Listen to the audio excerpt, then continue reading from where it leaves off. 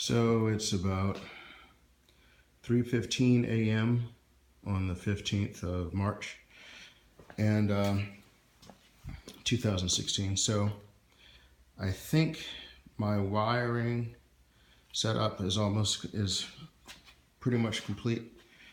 Obviously lights aren't mounted, but got everything going where it's supposed to go, I think, except for possibly the brake lights. Tail lights should work though. So got a battery tied in here, and so we flip the switch.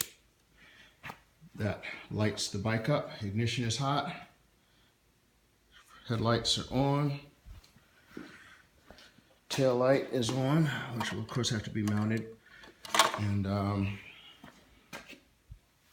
magic button should turn the starter over. Now it won't start probably because we don't have fuel, but should be able to press this and that is the desired effect. So we're in business.